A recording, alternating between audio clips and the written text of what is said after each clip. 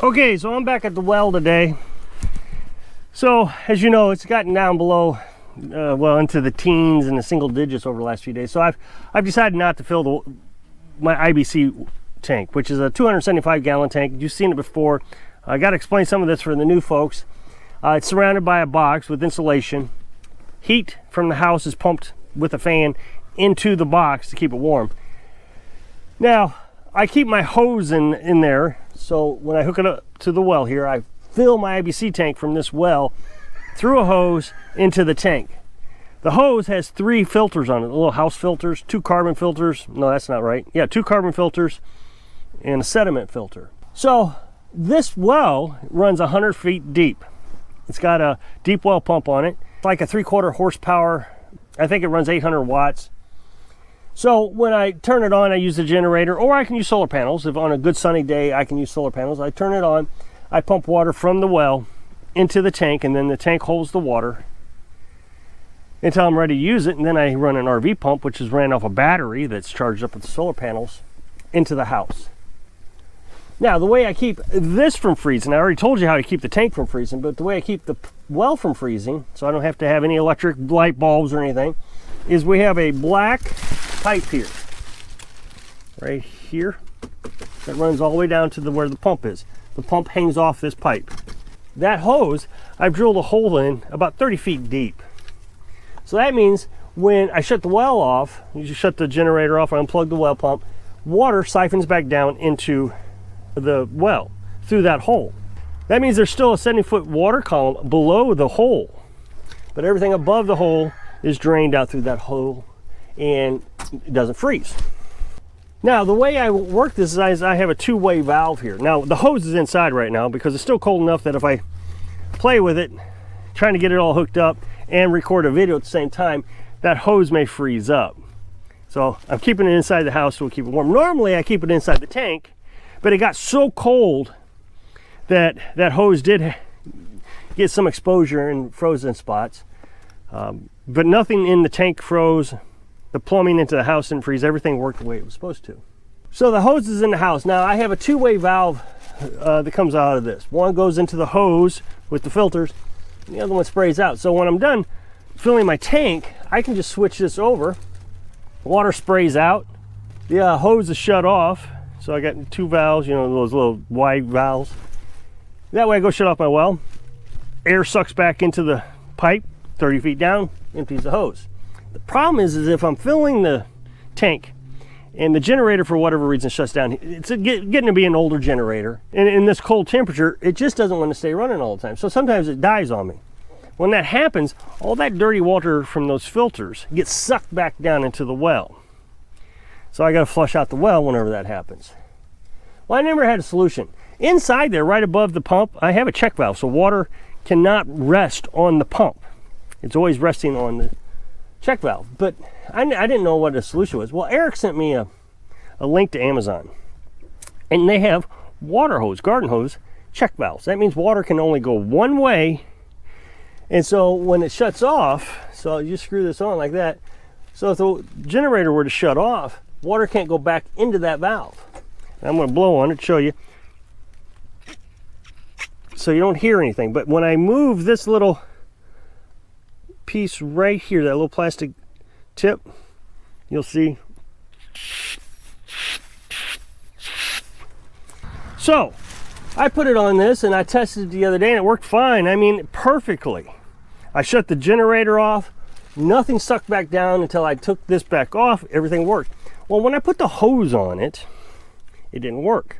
My suspicions are what happened was the filters are causing a back pressure, which they do because you got to get pressure through it. It didn't allow that little tip there to engage. So what I'm going to do is put this on the end of the hose. Now, the way I got my hose all rigged up, I have a female connection here and a female connection at the other end. It just worked out that way, and I've always been meaning to fix it. I just haven't gotten around to it until now. So I can put this on. So now I'm going to create a hose that has 2 male connections on it. This is not hard to do, except my hose is a little small. It may be too skinny to make this work. So I'm going to give this a try.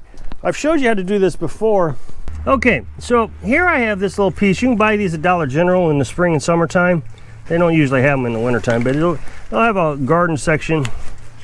And this is what it is a male connection. You can buy female connections, or if you break your hose, you can, they have a piece that has two ends like this right here, and you can patch it together.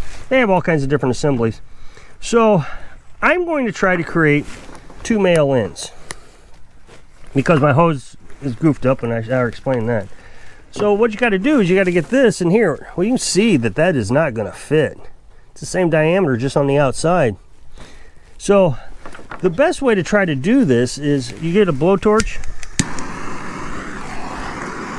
and this will soften the rubber some. I don't know if it's going to be enough because this hose is awfully small, so I may not be able to get this to work. So this whole video idea isn't going to work. If it doesn't work, then I'll go ahead and fill the tank without it, and we'll have to go get a different hose somewhere.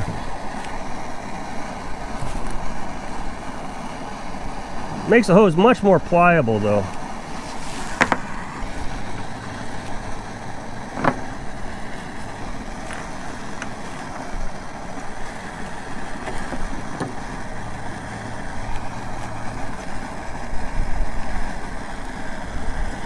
So I got it on. I don't know how well it's going to do. This hose is pretty small.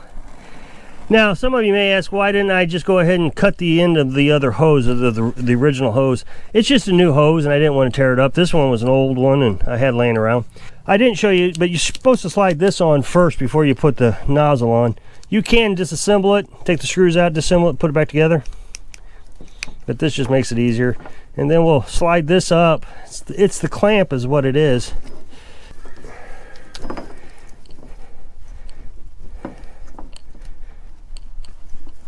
And then you'll screw that back down, and it'll clamp that hose around that connection. And screwdrivers on the Swiss Army knife is just about as good a tool as anything. It really is a good tool.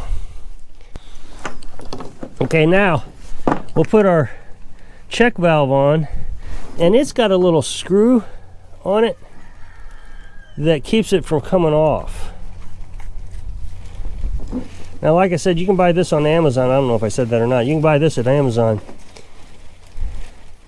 And I don't sell affiliate links, so I'm not putting a link to this. Just put garden hose check valve on. You should be able to find it. Okay, let's see if this works. All right, so I got the hose hooked up. The generator's warming up right now. So you'll see that I run the hose through 3 regular house filters. You can buy these at Walmart. And the first one here, I got a little sediment filter, a little white sediment filter. And then the other 2, I have charcoal filters. They're all 5 micron. I noticed that the charcoal filters do a better job of filtering. The problem is they clog up so fast. So when I put the sediment filter on the first one, it kept the other 2 from clogging up. I don't know if I actually need the third one. I just put it on there for a little added protection. Any more than this, and I don't think the well pump could actually pump through it. So about every 2 months I replace the sediment filter. Then I take this filter here, the last one, I put it in the center one, and I put a new charcoal filter in there. So we'll see if the generator will run the pump. It's got to warm up for a bit. I don't know if it's been long enough. See how well she does here. She's old cranky.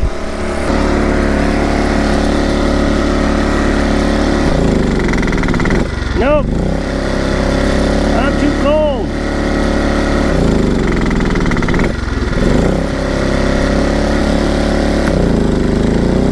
There it went. Let's see if it stays running. It takes a few times sometimes when it's too cold. The longer I let it warm up, the less it does that. Okay, so now you can see water spraying out of the one. So now we'll switch it over, and we'll see if that check valve will let water run out of it. We'll see. I'm guessing not.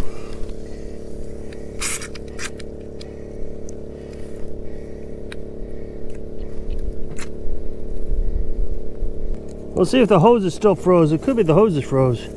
Okay, so it turns out that my hose adapter didn't work.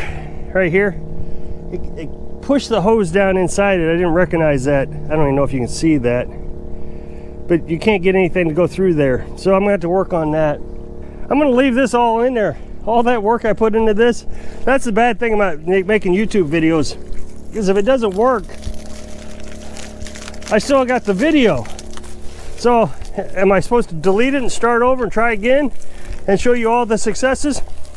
So I try to let you know when it doesn't work as well. Now I have some pieces here that I might try to adapt. I can just get 2 of those plastic fittings and do both of them on both ends. Just get 2 male fittings and I can use that hose. So I still got some options. This hose is bigger in diameter, so that might work better. But hopefully it gave you the concept of what I'm trying to do. Now I'm going to put bleach in this, in the water. And I always get objections. No matter how many times I say to do this, the FDA actually recommends doing this. The reason I put bleach in my water is because I don't test my well water. I have the potential, too many contaminants getting in it, and so I just assume it's always bad water. Like my filter doesn't, black flushes in it or whatever. So I just put bleach in it. It's a purifier. Bleach evaporates. Once it gets into the water, it will evaporate, so you won't even drink it. Now, if you boil it, it evaporates. We use a Berkey, and the Berkey will take the chlorine out of it, the bleach. So if you'll click this on the screen here, I'd really appreciate it. Take you over to the other channel. You get to watch a cool, funny video. So I hope I can inspire you to experiment with things, to try to get it work for you. Thanks for watching.